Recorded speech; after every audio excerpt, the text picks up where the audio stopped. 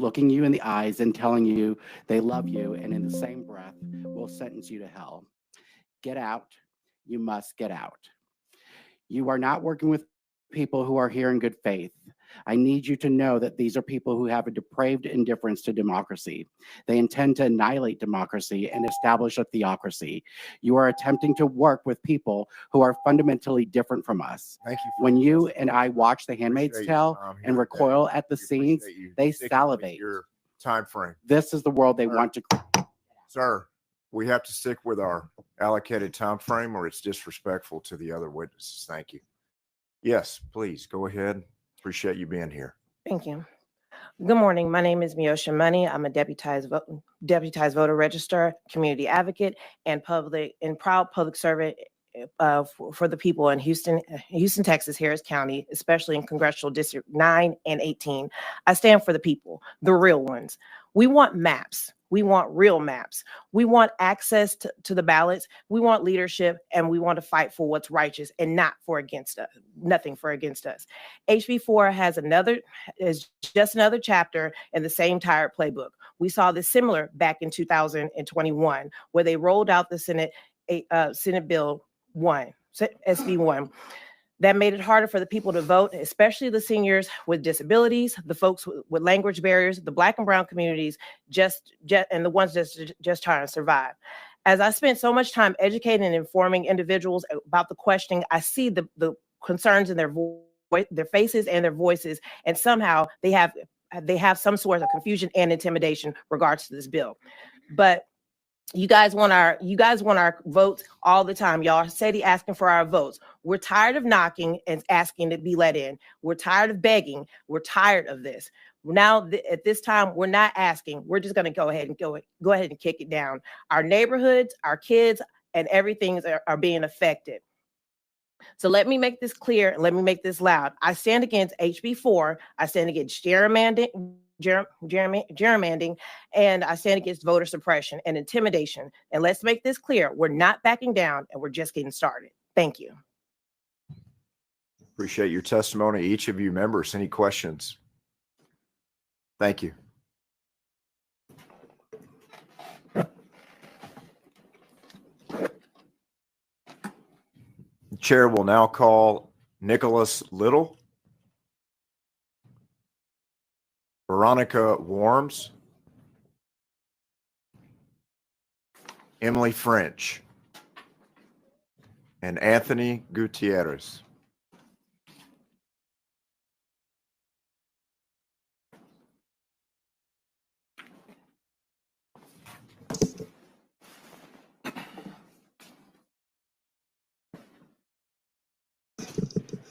Anthony's on his way in. We'll give Mr. Gutierrez time, and we'll begin with you. Go ahead. My name is Veronica Worms, and I am a policy attorney representing the Texas Civil Rights Project against SB4. This map is a blatant attempt to rob Texans of color of their political power. Despite the fact that 95% of Texas's population growth was in communities of color, the 2021 maps did not produce additional opportunity districts for Texans of color. This proposal makes an already discriminatory map that is still being litigated even worse. If it were implemented, white Texans who comprise only 40% of the population would control 79% of the congressional delegation. Texans know an unfair system when they see one. The district lines here cannot be explained away on partisanship. As the Supreme Court noted in Bartlett v. Strickland, a state intentionally destroying effective crossover districts raises serious constitutional concerns. The DOJ's letter, while completely misstating the law, cited impermissible racial considerations in 4 majority-minority districts, not a quest for partisan advantage. What the legislature delivered with SB4 is a map that brazenly and intentionally cracks historic majority-minority districts, including court-ordered VRA districts, and then packs other minority groups into tight urban areas to dilute their political power. That is targeted racial discrimination, plain and simple. The lengths the state has gone to deny Texans fair representation in this redistricting farce are staggering. The Supreme Court has said that redistricting mid-decade to replace a court-ordered map is allowed, but that's not what's happening here. The House had only 3 regional hearings to encompass the 30-plus million Texans spread over more than 268,000 square miles. Only 5 hours of public testimony were allowed per hearing, so only a max of 150 Texans could speak. Less than 48 hours after the last regional hearing, this map appeared. The Senate had 4 virtual hearings where, again, the vast majority of witnesses opposed this out-of-order redistricting, and the exact same map was filed. Its drafters clearly disregarded the public's testimony on the impact of redistricting on their communities and their overwhelming opposition to this rushed redraw. We urge the committee to focus on disaster relief rather than creating a new disaster in this destructive and discriminatory map. Thank you for your testimony. Thank you. Very much. You may begin. Hi, I'm Emily E.B. French. I represent Common Cause Texas. I'm far from the first to share my disappointment that this legislature is putting gerrymandering over disaster relief, but I also believe this legislature is making future disaster relief harder with gerrymandering. Right now, we're sitting in CD 37. Under a new map, we'd be sitting in CD 10. This Capitol complex would share a U.S. House rep with students at Texas A&M, 87 miles away, the people of Centerville, 124 miles away, and the people of Segno, 183 miles away. But under this proposed map, if I walked 1,000 feet to Texas Chili Parlor, I would be in CD 37 again. Imagine that you live at the Capitol, which I'm sure is not hard for many members of this committee, and a natural disaster strikes. Let's say that the power goes out, my phone has like 15%. I only have enough juice to call my congressional rep. I want to use this constituent services to find resources, locate warming or cooling centers, and connect with other folks who are helping out near me. If my friends at Texas Chili Parlor have to walk over, these maps would force them to get help from a different representative. By drawing our communities apart, you're making it harder for neighbors to help each other. If my cousins in Pflugerville need help, these maps would force them to call a different third representative in CD 11, who would also represent our uncle 65 miles away in Llano, the people of San Angelo 180 miles away, and Midland 283 miles away. Pflugerville is 14 miles away from the Capitol. This map has Pflugerville in with Midland and the Capitol in with Segno, and Midland is 430 miles away from Segno. That is 11 and a half Rhode Islands laid end to end. I believe the chair and I have different definitions of the word compact. I'm a lifelong Texan. I was born in Houston, where hurricanes constantly happen. I was raised in Tornado Alley. I now live amongst freezes and floods in central Texas. When natural disaster strikes, I lean on my neighbors and they lean on me. This map makes it harder for Texans to help each other. Please do not pass it. Thank you. Mr. Little. Good morning. First, giving my regards to the chair, vice chair, my state senator, Senator Boris Miles over here. It's a privilege and a pleasure to be here. I'm here. I represent the Houston branch NAACP. I am also a Navy combat veteran, graduate of the United States Naval Academy, class of 2008. And I'm a Texan. And I'm here because I'm here advocating and speaking on behalf of the constituents and the people of Houston who feel like they are voiceless or feel as if, if they're not at their table, that they're on the menu. And I think it's imperative that we take notice to realize that the constituents, the people, are the people that we're supposed to be listening to, not the federal government. Otherwise, we have no state sovereignty. And it concerns me, and it concerns many of our constituents and many in the room, that we are currently at a point right now where we are willing to listen to what's going on from somewhere else versus doing what's good for Texas, as stated by members of the committee. So I'm just hoping that today, going forward, that everyone here and everyone that's not in the chamber that are able to vote on this will make the right decision and do it based on the conscience of Texas and not on the conscience of anyone that considers themselves practically a king or anyone who is seemingly undermining our democracy. That is not why I served my country for 10 years. That's not why many people in our community fight to be elected to office, to just bow down to any type of tyrannical force at any person's will. We are here all as Texans, but more importantly, we are Americans. And that's what makes our country great. That's what makes our state great, is being able to realize and understand that this is who we are.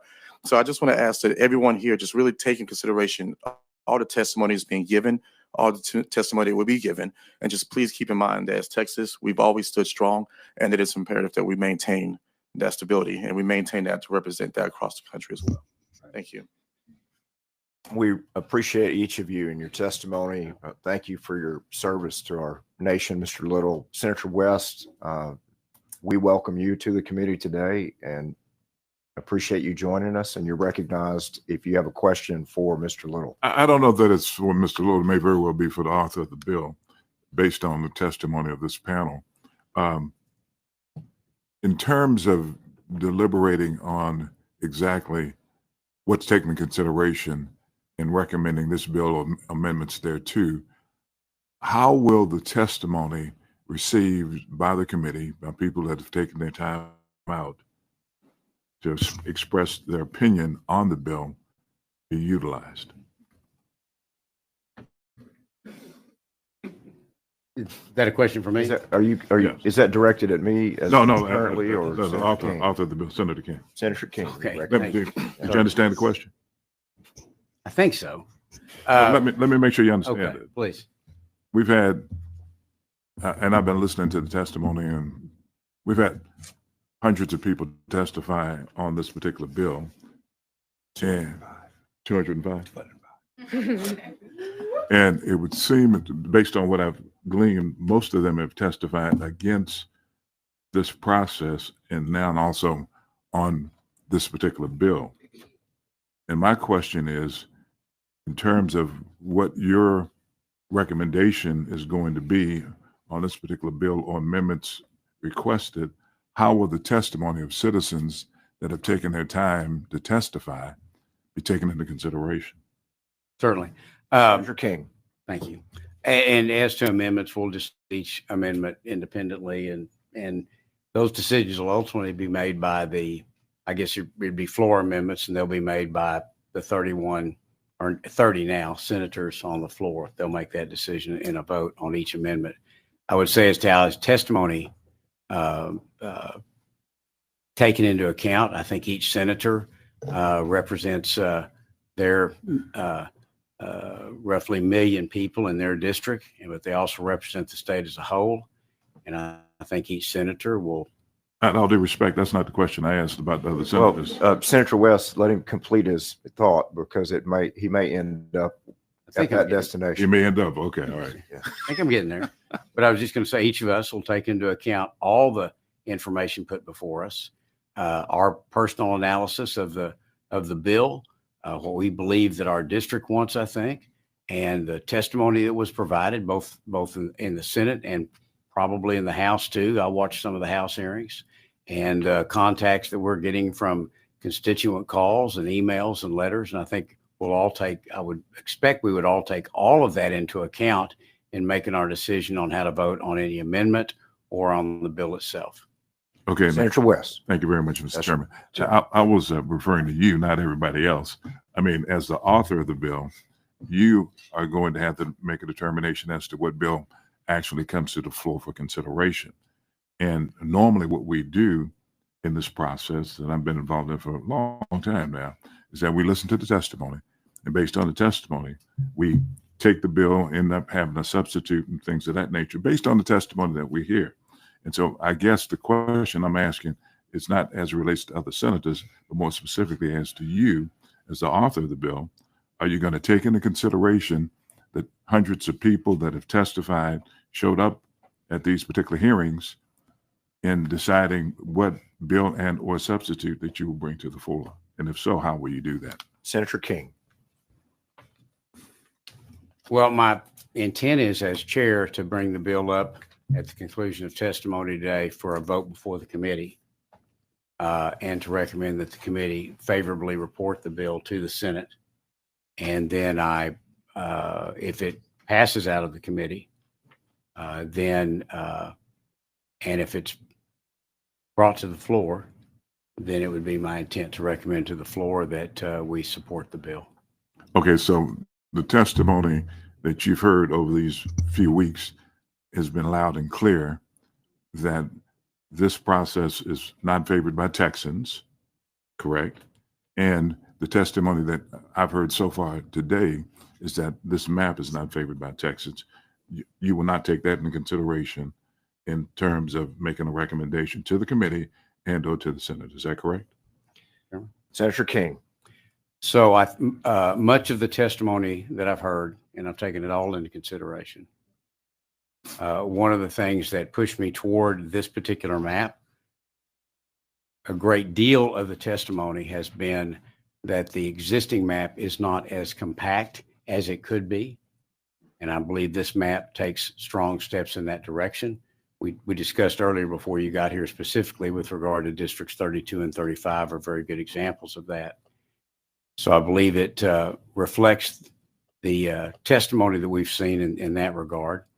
I also believe that most of the testimony that I've heard has been with regard to racial considerations. And I think it's totally inappropriate to take racial considerations into account when drawing a map. I think that that's not preferred by the law, to say the least. And I think it would be inappropriate. So I think much of all the testimony that's been suggesting that this map was drawn on a racial basis is inaccurate and incorrect. And so I'm disregarding that part of the testimony because I didn't take race into account, and I don't see race in this map. Okay, and I understand that. Senator West. Thank you very much, Mr. Chairman. At all due respect, when you begin to look at the map itself and take into consideration not just the map, but the whole process, 2021, we had a map that the Attorney General in the state of Texas is defending in federal court right now. And then we get a letter. Trump says that he needs 5 seats from Texas. And then we get a letter from the Department of Justice. I think that's chronological order. Mm-hmm. Then all of a sudden, there's no map, because I've asked you about maps, and then a map shows up in the House. Then we have the quorum, the parliamentary use of quorum breaks in order to stymie the efforts. And then another map is filed over here. I think that's the order of the events. People have testified against these maps, against the maps in the entire process. And the only districts that end up, frankly, for the most part, being cracked and packed are minority districts. More specifically, I'll give you an example, the district in Dallas. And I hadn't looked at the maps in a while. All the economic engines are being taken out of the district in Dallas for some strange reason. Can you help me understand that? I'd have to Senator ask King. you, I'm sorry, excuse me, Mr. Chairman, I'd have to ask you to be more specific. As it relates to what district or what? Well, what economic engines, what district, what congressional member? Sure. Jasmine Crockett, her district. Okay. It's, as I understand it, and I stand to be corrected if necessary. The airport, downtown area, the medical center, law schools, and all that have been taken out for some reason. And if race is not a consideration, why would that happen? Well, I know I represent Tarrant County, and even though Lockheed is across the street from my district, I still aggressively represent Lockheed. And I don't think because you've moved a hospital district or you've moved a district outside a hospital district, if it's still in her primary county, I assume she's going to continue to represent that as aggressively as she would otherwise. Downtown Fort Worth is not in my district, but I'm actively involved in representing and being supported by businesses and folks in the downtown area. So I don't think you can draw a line like that and say because the hospital district's no longer in her district that she's not going to be working for and representing that hospital district. So you agree with me that that should not be a partisan consideration, right? In terms of whether or not you move or don't move a hospital district or a downtown area. And so in drawing maps, you shouldn't take into consideration moving economic engines of a particular district to accomplish a partisan result. You would agree with that based on what you just said? I don't. Senator King. I don't think that's what I just said. I think what I said, you asked me specifically about her district. I think that, as I said earlier, that you should not take, that I did not take racial factors into consideration. I think that the map is more compact than the existing map. I think that it achieves the objective that at least I had of performing better from a partisan perspective for Republicans.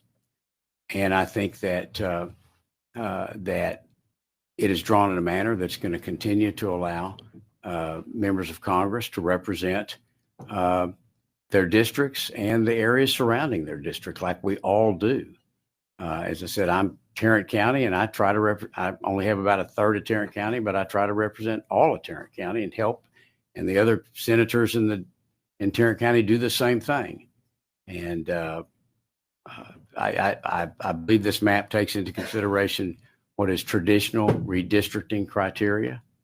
And I think it's a very supportable map. Okay, and I Mr. understand, West. Mr. Chairman, and I know this committee is laboring because I've been on this committee several times before myself. And I'll have extensive questions for you on the floor because you weren't really responsive to the question that I asked, to be honest with you. But because again, I asked about the partisan piece in terms of taking economic engines out. And if it's not a partisan issue, then why were they taken out?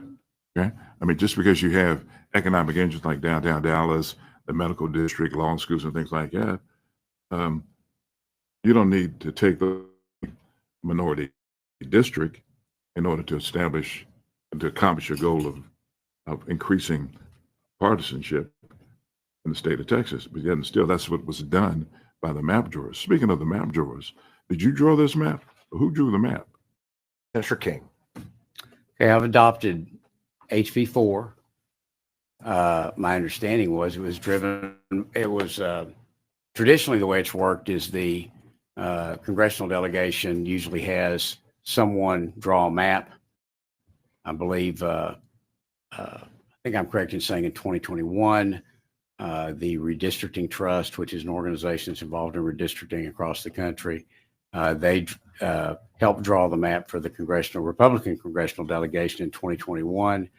My understanding is that the Redistricting Trust drew this map as well as others, and this was the map that was adopted by the House. Okay, so the Redistricting Trust drew this map. I think they participated in drawing the map, is my understanding. Did you have any input in drawing the map? None at all. Because it was given to you. No. Well, let me finish. It was given to you, and you were asked to carry this particular map without you having any input into what the impact of this map was. Senator King. No, not at all. As I've said repeatedly in the hearings and in caucus, that I considered drawing a map. I had been considering waiting for the House map to come over. No one ever handed me a map. I was not given directions on whether or not on any map to take. But as I watched the House hearings, and I stated this earlier before you got here today, as I watched the House hearings, and as I looked at this map and I thought it was more compact than the existing map, I asked our legal counsel to review it to see if they came to the same conclusion that the House counsel had, that the map was legal under all applicable law. They were to me that it was, and then I filed the bill on Monday. I rather than wait for the House bill to come over, because things were stalling in the House, which is procedural and way of passing legislation the same way you've done it 1,000 times over your decades in the House and the Senate. Decades. Okay. If you're working on a companion bill and the bill on the other side of the body begins to stall, then you will file it over here and try to moving as a companion. And that's exactly what I did. I decided that the House bill was a very good bill, that it accomplished the purposes that I had in looking for a bill, looking for a map. And I went ahead and decided to file it when it stalled in the House because the Democrats left the state. And my opinion is when things stall, then you try to find a way to move forward, and that's what I did and why I filed this map. Senator West. In closing, all due respect, I think that listening to public testimony here is just checking the box. That's all that's happening. That's it. The reality is that this testimony that is being given by citizens of the state of Texas is not really going to be taken into consideration, given the fact that you've already said that whatever happens in terms of testimony, of citizens, you're going to make a motion today to approve this particular map and send it to the floor. That's what I heard you say. Is that correct? Senator King. Well, I would take the testimony of one person who's on this panel before us. The way I understood her testimony was that a map should be drawn from a percentage basis that directly reflects the racial makeup of Texas. And I do not agree with drawing a map on that basis. So in that regard, that particular testimony, I would disregard because I think that's the wrong way to draw a map. What about, Mr. Chairman? Senator West. What about communities of interest? Senator King. I believe this map being more compact than the existing map improves communities of interest. How so? Well, I'll use District 32 and District 35 as examples. And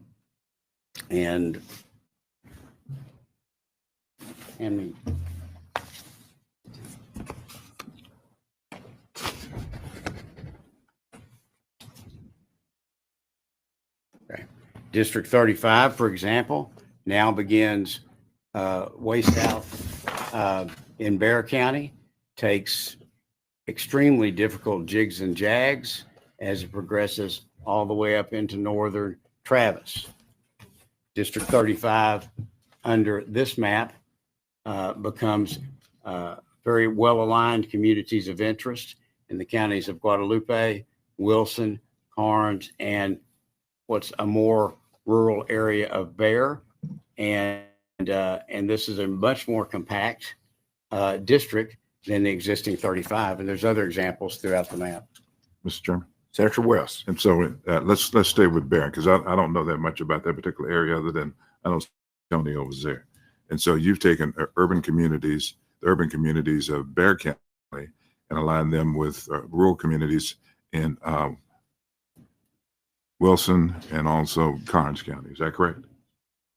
Well, it's much like my Senate district that takes parts of Fort Worth and then aligns it with the suburban areas of Parker County, which would be that area of Bexar County, I guess, would be more of a suburban area, and then connects it with, and in my area, connects it with the rural counties of that are to the west and south of that. And so that's just what you have to do in Texas because of the difference in population in our urban and rural counties. So you're always having to reach in and pick up some population.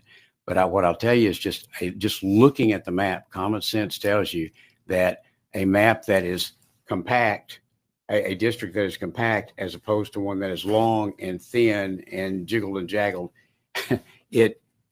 that compact one is more compact. I don't know how else to put that.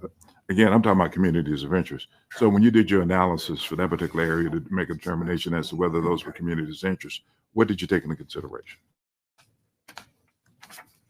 if anything? Well, I mean, generally speaking, an inner city area is going to have a little bit different primary issues before it than a suburban district might have, which will have a little bit different ones than what a rural area might have, although they all have overlapping issues. And so I think when you're trying to draw a map and you're trying to get 766,000 people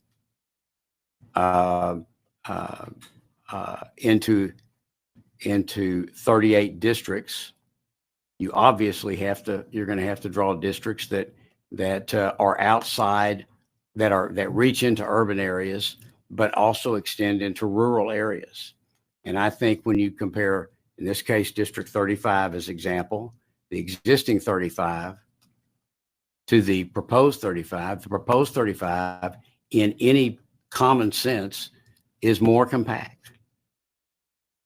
Is that Senator West? Oh, okay. And members, I apologize. I'll save a lot of these questions for the floor. But again, out of all due respect, I asked about community of interest. You talked about compactness. I understand what you're talking about with compactness, but the question is, what factors did you take into consideration to make a determination as to whether or not there were communities of interest? Communities of interest. Let me have finish, sir. Thank you. Sorry. And so the question is that communities of interest, I mean, do people have the same types of, I guess you could say they go to the same churches? Are they, what elements of communities of interest that's been recognized by law did you take into consideration? Well, it can be a lot of things. As you said, it can be the fact that this is, that there's a River Oaks neighborhood. In the 35? I'm just throwing out a name of a neighborhood. Well, I was talking about 35. We'll call it Meadowbrook. I'm talking about 35. Okay. I'll do respect. Senator West, No, let's- no, you're let's not. let- No, let's it's let not being Senator- with due respect. Let Senator I'm trying to Kennedy answer the question. question. I'm trying to answer what you ask, what I mean by what I take into consideration in a community of interest, Okay, which is fair one enough. of the traditional redistricting criteria. Exactly. All right. It can be many things. It can be a historic neighborhood. Okay. Or it can be the regional water areas. It can be the regional transportation areas, the TxDOT zones. It can be the economic development areas. And I'll use as another example, my home county of Parker, a large percentage of the folks in Parker County drive to Tarrant County for work. So in that regard, there's a community of interest in the commuting, in the jobs that are provided in Tarrant County, and the families that live in Parker. Now, as Tarrant moves into Parker and more of that business moves into Parker, we share that economic base. So communities of interest can be anything, and particularly in a county the size of Tarrant. Now, when you look at 35, you see those large rural counties, and you also see a larger population base in the more suburban area of and less developed areas of Bexar County, and they're going to be more aligned from a community of interest standpoint than they would if you had picked inner city San Antonio. And I think it's a very good district. Okay. And I'll also suggest that no one on this committee has offered amendments to change that district. And anybody is certainly available to, or has the option of offering amendment to change that district on the floor. But my point is, when I look at it, it is a much more compact district, and compactness takes into account geography and all the traditional redistricting criteria. And any common sense look at it says it's a more compact, better designed, easier to represent from a driving distance for the congressional member, and it's just a better district all around in its geography. Okay, it sounds like you've used the word compactness about 10 times. So, Senator West. Mr. Chairman, it sounds like you used the word compactness several times in your response to me. I appreciate your response, but it seems like compactness was the number one element that you took into consideration in drafting or presenting this particular map. Thank you, sir. Members, any questions for this panel? If not, thank you each for your testimony. Senator Miles, you're recognized. Thank you, Mr. Chairman. Senator West, let me just answer your questions that you were trying to get answered as you exit. The gentleman's name is Adam Kincaid, who's out of Virginia, who wrote this map. And it's just coincidental that he runs the National Republican Redistricting Committee. Oh, yeah. Yeah. He's done so for a while now, and he lives out of Virginia. That's who actually drew this map. And for the numbers, Senator, we had 205 today, as of today. And I'd be generous in saying that 5 of those were for the map and the 200 were against. Now, today we've got 117 signed up against the map and 3 for the map. So now what the chairman's going to do with those numbers, that's up to him. You asked him that question. He's going to have to give you that answer. Thank you. Thank you. Thank you, Senator Miles. We'll proceed with our public testimony.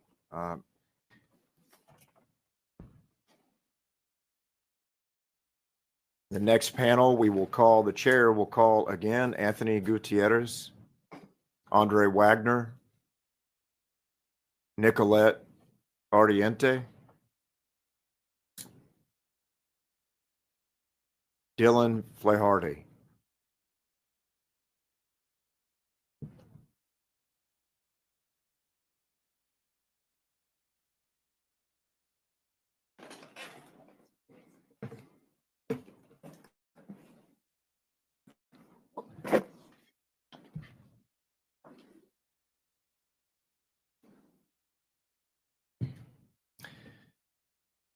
You may begin, sir. Thank you, Chair, members of the committee. I appreciate your time and allowing us to be here. My name is Dylan Flaherty. I'm here to represent myself.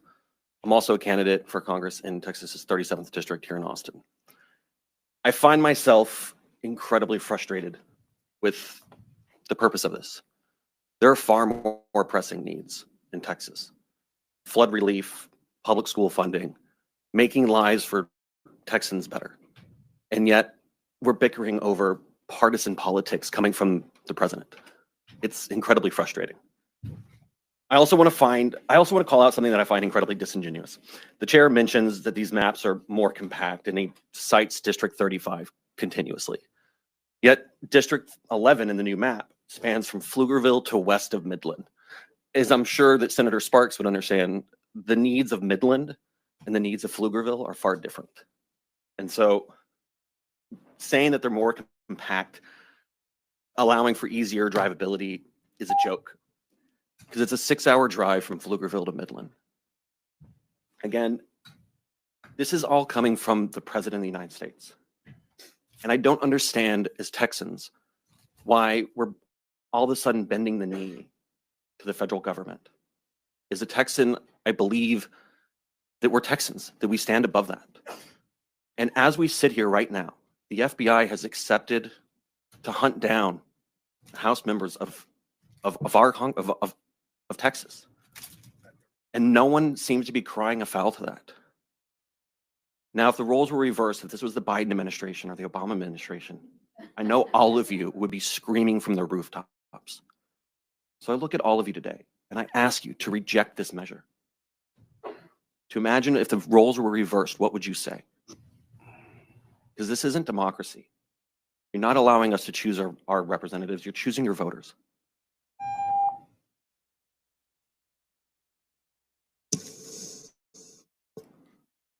Hello. Go ahead. Yes, you may begin. Thank you, Chair and committee members. Good morning. My name is Nicolette Ardiente. I am here representing myself and the State Democratic Executive Committee of Congressional District 23. I'm on the outskirts of San Antonio that goes all the way to El Paso right now. And like many of y'all, I do also have constituents that I report to that come to me regularly and ask me about, like, hey, what are the issues that are happening, not only with the Democratic Party, or how can I get in contact with my representative? Their issues, again, from San Antonio to El Paso, range so differently, from Del Rio to Maverick County, Eagle Pass to Crystal City, Zavala. Like, these are all rural towns. And I've heard so many folks on this dais talk about CD 35 in Bexar County. Respectfully, you do not live in Bexar County. You don't know the issues that impact us in Bexar County. Yet you want to refuse to hear the public testimony of Texans who, like working class Texans, wish they could be here in front of y'all to talk about why redistricting is so impactful to them. But they're not given that opportunity. They have to work. They have to make sure their kids are getting ready for school next week. But y'all are not giving every single Texan that opportunity. And as the gentleman mentioned, being frustrated is almost like, we carry it with a pride as Texas now, because we don't have the representation that we truly deserve. Again, from San Antonio to Del Rio to Eagle Pass, all over Southwest Texas, I have constituents who are constantly asking for help. If you want, you could split up Congressional District 23. But nobody wants to talk about that because that's a solidly Republican district. I really want to see leadership that shows up for Texas. And I do commend all of the Texas Democrats that have fled the House, fled the Senate to do so. So thank you again for your time. Thank you. You may begin. Thank you. My name is Andre Wagner. I'm also representing the Houston Black American Democrats. I come here as a resident of Congressional District 18. I've lived in Congressional District 18 for over 20 years. My mother lives in Congressional District 18. My sister lives in Congressional District 18. Please do not split up our district. Do not pack and crack us like we did in Beaumont. Beaumont, for over 30 years, was a solid Democratic seat that was represented by a wonderful member, built on communities of interest of Latinos and African Americans who voted together. But now Beaumont is split in half. But in Houston, there's too many of African Americans there. So instead you pack us in one district. Now the only real thing I would ask is, instead of voting on making new lines, perhaps put a law in place requiring our governor to call an election after our congressional representative has died. I currently reside in Congressional District 18, and I have no congressional representative, and I have not had so for over 5 months. In Oklahoma, Arkansas, Louisiana, and Mississippi, all Republican states, require their governor to have and hold a special election within either 60 or 100 days of a vacancy. All of them Republican states. Please, if you want to do something about elections, how about requiring our governor, like 4 other Republican states do, to have a special election when there's a vacancy that occurs? I am now without representation. You all are talking about effective representation, and my community does not have so because the governor has chosen not to call an election until November. That makes no sense to me. And so please, while we are talking about having effective representation, I think right now my family, my community is disserved by what's going on in Texas, by what's going on in Congressional District 18. So please implore for my family and yours for better representation. Thank you. Appreciate your testimony. Members, any questions? Senator Miles? Thank you. Andre, let me say thank you for being here today, and thank you for the support your family's always given our community.